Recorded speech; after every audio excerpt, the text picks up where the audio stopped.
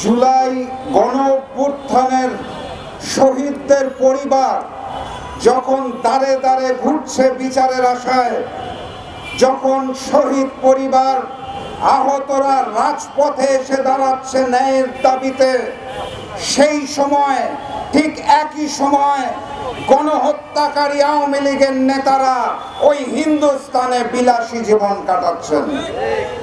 ওই একই সময় লন্ডনে আওয়ামী লীগ নেতার ছেলের বিবাহে সবাই উৎসব করছেন। ওই একই সময় বাংলাদেশের বিভিন্ন জায়গায় আওয়ামী লীগের শেখ হাসিনার রেখে যাওয়া দোসররা মিছিল করছেন। আমি তাদেরকে দোষ দেই না, আমি মনে করি না এটা তাদের অপরাধ।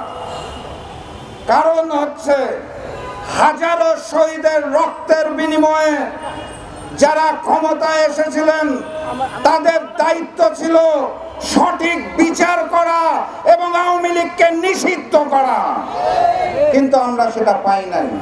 8 মাস পার হয়ে গেছে, এখনো পাই নাই। আওয়ামী লীগ তো নিষিদ্ধ দল নয়। তারা যদি মিছিল করে আপনি কোন অপরাধে তাকে দোষী বলবেন? কেন তাকে নিষিদ্ধ করা যায় নাই? সরকার বিভিন্নভাবে অন্তর্বর্তী সরকার বলার চেষ্টা করছেন এটা তো আইনের মধ্যে পড়ছে না। কোন আইনে দিল্লির তিলকওয়ালী মুখ্যমন্ত্রী ফ্যাসিস্ট শেখ হাসিনা ভয়ের চোটে থরথর করে কাঁপতে কাঁপতে বাংলাদেশ জামাত ইসলামী এবং ইসলামী ছাত্র শিবিরকে নিষিদ্ধ করেছিল? আপনারা দেখেন নাই? সন্ত্রাস বিরোধী আইন আপনারা জানেন না?